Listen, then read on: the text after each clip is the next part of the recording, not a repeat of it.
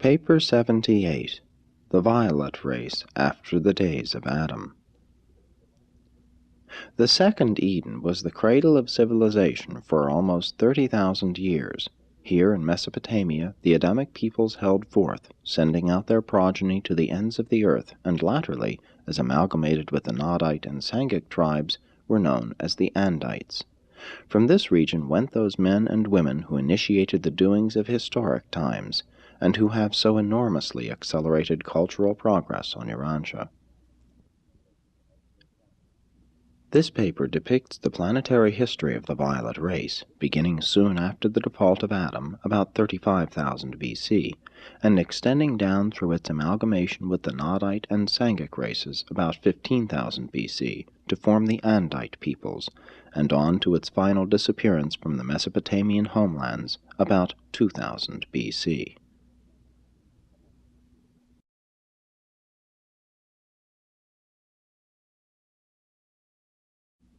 (1) Racial and cultural distribution. Although the minds and morals of the races were at a low level at the time of Adam's arrival, physical evolution had gone on quite unaffected by the exigencies of the Caligastia rebellion. Adam's contribution to the biologic status of the races, notwithstanding the partial failure of the undertaking, enormously upstepped the people of Urantia. Adam and Eve also contributed much that was value to the social, moral, and intellectual progress of mankind. Civilization was immensely quickened by the presence of their offspring. But 35,000 years ago, the world at large possessed little culture. Certain centers of civilization existed here and there, but most of Urantia languished in savagery. Racial and cultural distribution was as follows. 1. The Violet Race, Adamites and Adamsonites. The chief center of Adamite culture was in the Second Garden, located in the triangle of the Tigris and Euphrates River. This was indeed the cradle of Occidental and Indian civilizations.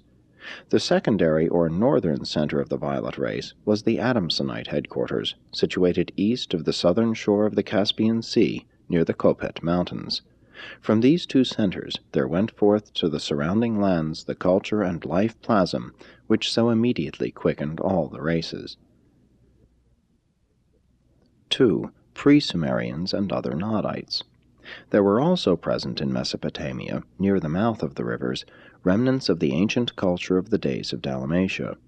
With the passing millenniums, this group became thoroughly admixed with the Adamites to the north, but they never entirely lost their Nodite traditions.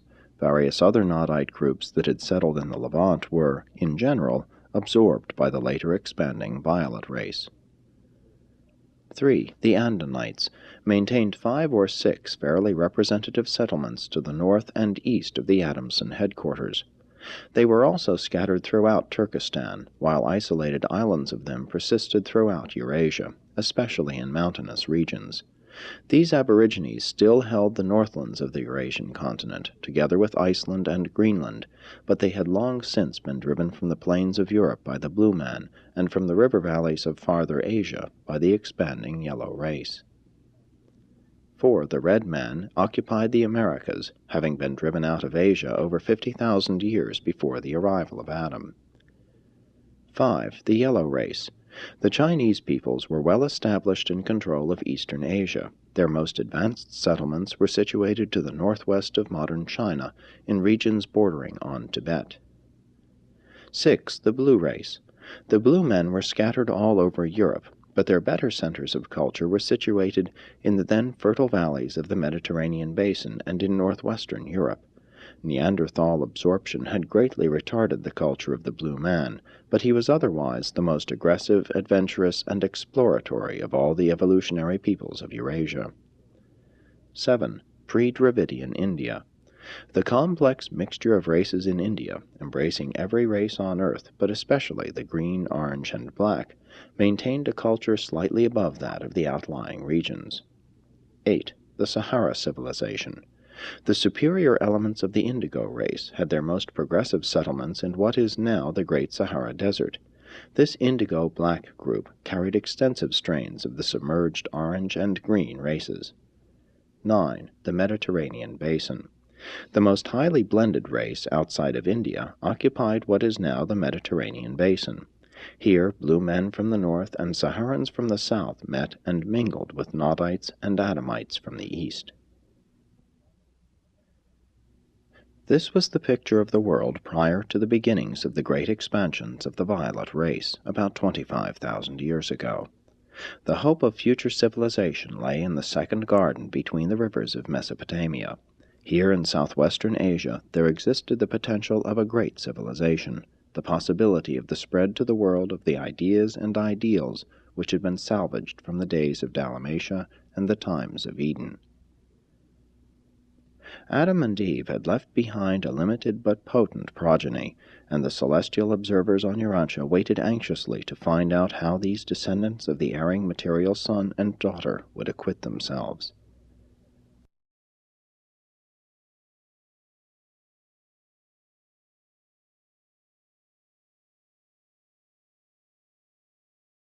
Two, the Adamites in the second garden.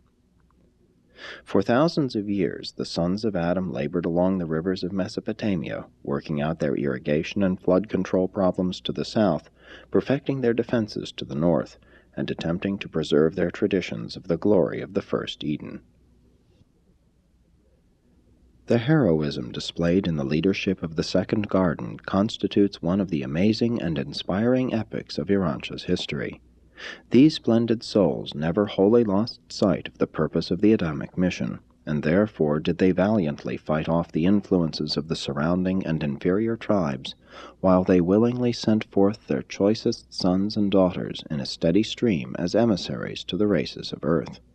Sometimes this expansion was depleting to the home culture, but always these superior peoples would rehabilitate themselves. The civilization, society, and cultural status of the Adamites were far above the general level of the evolutionary races of Urantia. Only among the old settlements of Van and Amadon and the Adamsonites was there a civilization in any way comparable. But the civilization of the second Eden was an artificial structure. It had not been evolved, and was therefore doomed to deteriorate until it reached a natural evolutionary level. Adam had left a great intellectual and spiritual culture behind him, but it was not advanced in mechanical appliances, since every civilization is limited by available natural resources, inherent genius, and sufficient leisure to ensure inventive fruition. The civilization of the violet race was predicated on the presence of Adam and on the traditions of the first Eden. After Adam's death, and as these traditions grew dim through the passing millenniums, the cultural level of the Adamites steadily deteriorated until it reached a state of reciprocal balance with the status of the surrounding peoples and the naturally evolving cultural capacities of the violet race. But the Adamites were a real nation around 19,000 BC, numbering 4.5 million, and already they had poured forth millions of their progeny into the surrounding peoples.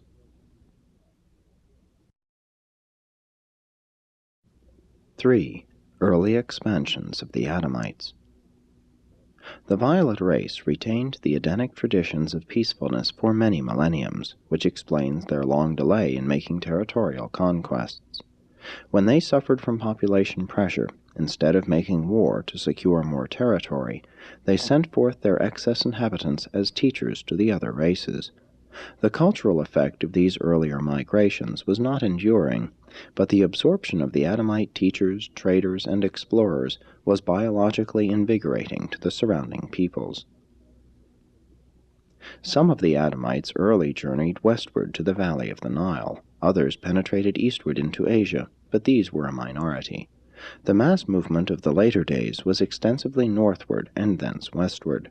It was in the main a gradual but unremitting northward push, the great number making their way north and then circling westward around the Caspian Sea into Europe.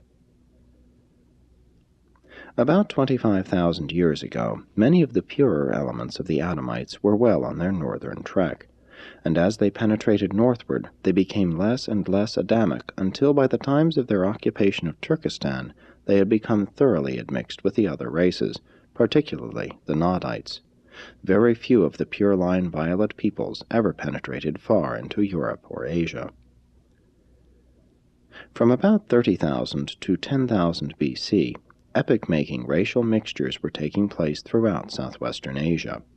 The highland inhabitants of Turkestan were a virile and vigorous people. To the northwest of India, much of the culture of the days of Van persisted. Still to the north of these settlements, the best of the early Andinites had been preserved. And both of these superior races of culture and character were absorbed by the northward moving Adamites. This amalgamation led to the adoption of many new ideas. It facilitated the progress of civilization and greatly advanced all phases of art, science, and social culture. As the period of the early Adamic migrations ended, about 15,000 BC, there were already more descendants of Adam in Europe and Central Asia than anywhere else in the world, even than in Mesopotamia. The European blue races had been largely infiltrated. The lands now called Russia and Turkestan were occupied throughout their southern stretches by a great reservoir of the Adamites mixed with Nodites, Andinites, and red and yellow Sangics. Southern Europe and the Mediterranean fringe were occupied by a mixed race of Andinite and Sangic peoples, orange, green, and indigo, with a sprinkling of the Adamite stock. Asia Minor and the Central Eastern European lands were held by tribes that were predominantly Andinite. A blended colored race, about this time greatly reinforced by arrivals from Mesopotamia, held forth in Egypt and prepared to take over the disappearing culture of the Euphrates Valley. The black peoples were moving farther south in Africa and, like the red race, were virtually isolated. The Saharan civilization had been disrupted by drought, and that of the Mediterranean basin by flood. The blue races had as yet failed to develop an advanced culture. The Andinites were still scattered over the Arctic and Central Asian regions. The green and orange races had been exterminated as such. The indigo race was moving south in Africa, there to begin its slow but long-continued racial deterioration. The peoples of India lay stagnant, with a civilization that was unprogressing. The yellow man was consolidating his holdings in Central Asia. The brown man had not yet begun his civilization on the nearby islands of the Pacific. These racial distributions, associated with extensive climatic changes, set the world stage for the inauguration of the Andite era of Urantia civilization. These early migrations extended over a period of 10,000 years, from 25,000 to 15,000 BC. The later, or Andite migrations, extended from about 15,000 to 6,000 BC. It took so long for the earlier waves of Adamites to pass over Eurasia that their culture was largely lost in transit. Only the later Andites moved with sufficient speed to retain the Edenic culture at any great distance from Mesopotamia. 4. The Andites. The Andite races were the primary blends of the pure-line violet race and the Nodites plus the evolutionary peoples. In general, Andites should be thought of as having a far greater percentage of Adamic blood than the modern races. In the main, the term Andite is used to designate those peoples whose racial inheritance was from 1/8 to 1/6 violet. Modern Urantians, even the northern white races, contain much less than this percentage of the blood of Adam. The earliest Andite peoples took origin in the regions adjacent to Mesopotamia more than 25,000 years ago, and consisted of a blend of the Adamites and Nodites. The second garden was surrounded by concentric circles of diminishing violet blood, and it was on the periphery of this racial melting pot that the Andite race was born. Later on, when the migrating Adamites and Nodites entered the then fertile regions of Turkestan, they soon blended with the superior inhabitants, and the resultant race mixture extended the Andite type northward. The Andites were the best all-round human stock to appear on Urantia since the days of the pure-line violet peoples. They embraced most of the highest types of the surviving remnants of the Adamite and Nodite races, and later, some of the best strains of the yellow, blue, and green men. These early Andites were not Aryan, they were pre-Aryan. They were not white, they were pre-white. They were neither an Occidental nor an Oriental people, but it is Andite inheritance that gives to the polyglot mixture of the so-called white races that generalized homogeneity which has been called Caucasoid.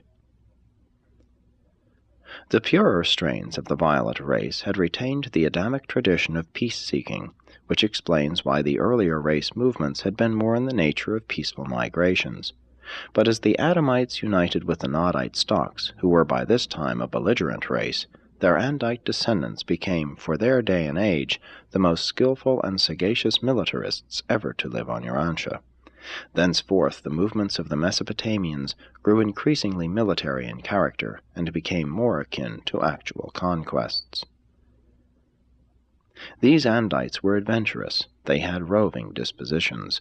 An increase of either Sangic or Andinite stock tended to stabilize them, but even so their later descendants never stopped until they had circumnavigated the globe and discovered the last remote continent. 5. The Andite Migrations. For 20,000 years the culture of the Second Garden persisted, but it experienced a steady decline until about 15,000 BC, when the regeneration of the Sethite priesthood and the leadership of Amosad inaugurated a brilliant era. The massive waves of civilization which later spread over Eurasia immediately followed the great renaissance of the Garden consequent upon the extensive union of the Adamites with the surrounding mixed Nodites to form the Andites. These Andites inaugurated new advances throughout Eurasia and North Africa. From Mesopotamia through Xinjiang the Andite culture was dominant, and the steady migration toward Europe was continuously offset by new arrivals from Mesopotamia.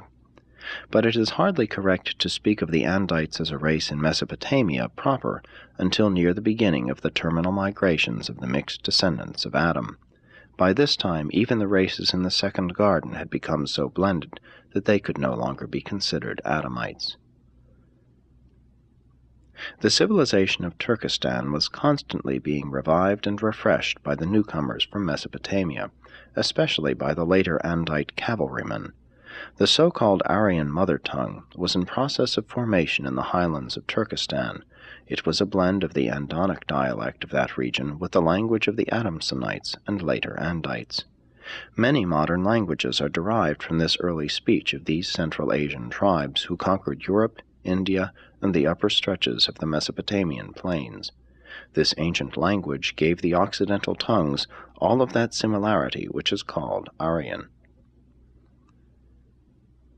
By 12,000 BC, 3/4 of the Andite stock of the world was resident in northern and eastern Europe, and when the later and final exodus from Mesopotamia took place, 65% of these last waves of emigration entered Europe.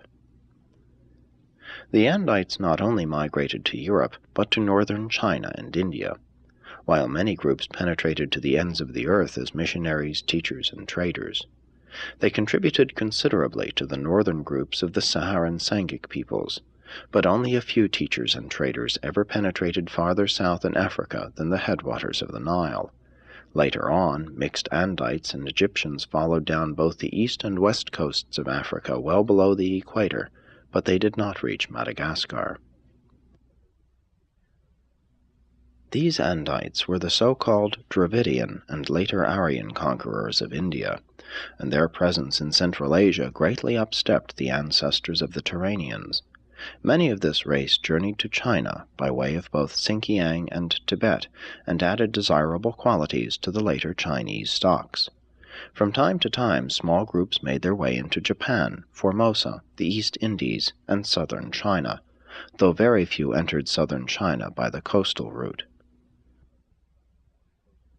132 of this race, embarking in a fleet of small boats from Japan, eventually reached South America, and by intermarriage with the natives of the Andes, established the ancestry of the later rulers of the Incas. They crossed the Pacific by easy stages, tarrying on the many islands they found along the way. The islands of the Polynesian group were both more numerous and larger than now, and these Andite sailors, together with some who followed them, biologically modified the native groups in transit. Many flourishing centers of civilization grew up on these now submerged lands as a result of Andite penetration. Easter Island was long a religious and administrative center of one of these lost groups. But of the Andites who navigated the Pacific of long ago, none but the 132 ever reached the mainland of the Americas. The migratory conquests of the Andites continued on down to their final dispersions from 8,000 to 6,000 BC. As they poured out of Mesopotamia, they continuously depleted the biologic reserves of their homelands while markedly strengthening the surrounding peoples. And to every nation to which they journeyed, they contributed humor, art, adventure, music, and manufacture. They were skillful domesticators of animals and expert agriculturists. For the time being, at least, their presence usually improved the religious beliefs and moral practices of the older races. And so the culture of Mesopotamia quietly spread out over Europe, India, China, northern Africa, and the Pacific Islands.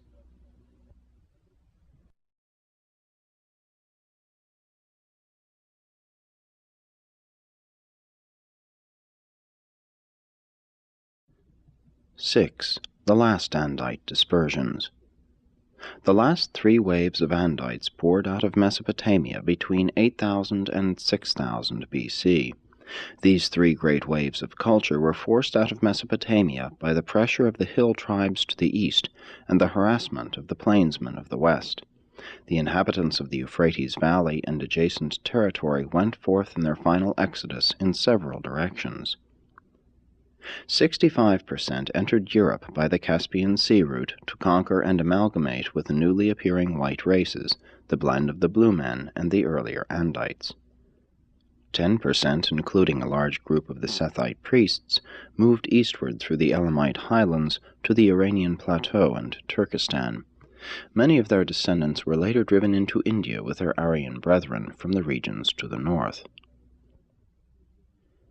10% of the Mesopotamians turned eastward in their northern trek, entering Sinkiang, where they blended with the Andite yellow inhabitants. The majority of the able offspring of this racial union later entered China and contributed much to the immediate improvement of the northern division of the yellow race. 10% of these fleeing Andites made their way across Arabia and entered Egypt. 5% of the Andites, the very superior culture of the coastal district about the mouths of the Tigris and Euphrates, who had kept themselves free from intermarriage with the inferior neighboring tribesmen, refused to leave their homes. This group represented the survival of many superior Nodite and Adamite strains. The Andites had almost entirely evacuated this region by 6,000 BC, though their descendants, largely mixed with the surrounding Sangic races and the Andonites of Asia Minor, were there to give battle to the northern and eastern invaders at a much later date. The cultural age of the Second Garden was terminated by the increasing infiltration of the surrounding inferior stocks. Civilization moved westward to the Nile and the Mediterranean islands, where it continued to thrive and advance long after its fountainhead in Mesopotamia had deteriorated. And this unchecked influx of inferior peoples prepared the way for the later conquest of all Mesopotamia by the northern barbarians who drove out the residual strains of ability. Even in later years, the cultured residue still resented the presence of these ignorant and uncouth invaders.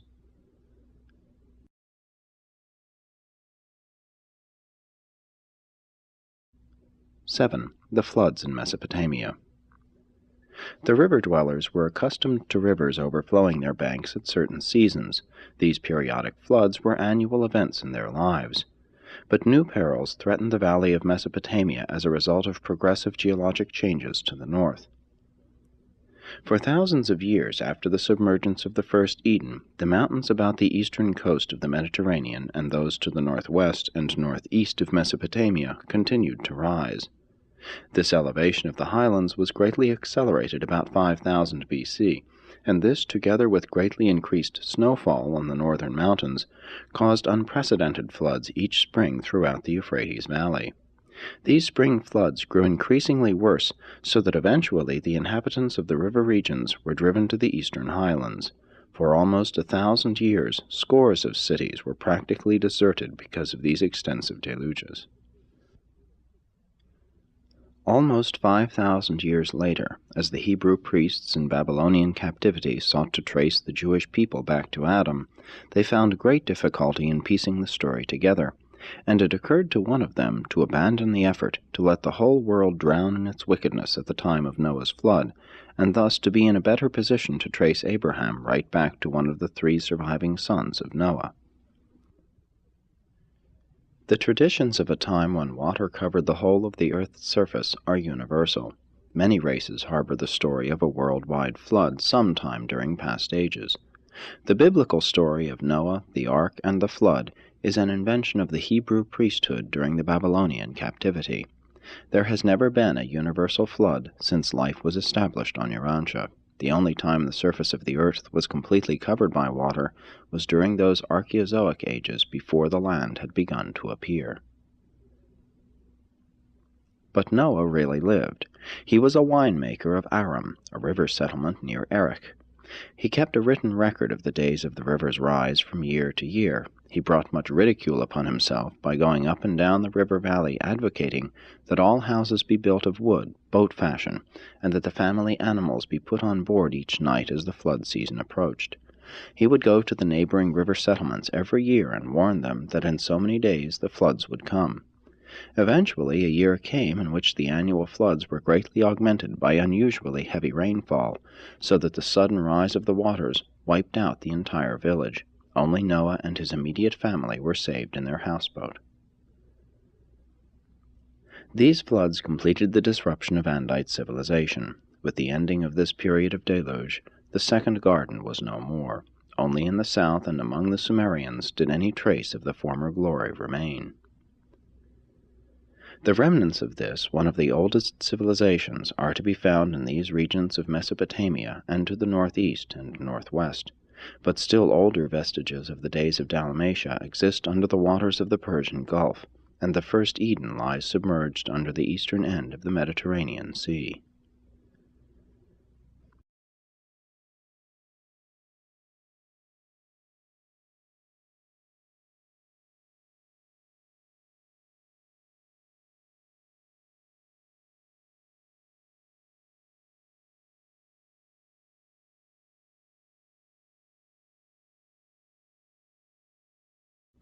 (8) The Sumerians, last of the Andites. When the last Andite dispersion broke the biologic backbone of Mesopotamian civilization, a small minority of this superior race remained in their homeland near the mouths of the rivers. These were the Sumerians, and by 6000 BC they had become largely Andite in extraction, though their culture was more exclusively Nodite in character, and they clung to the ancient traditions of Dalmatia.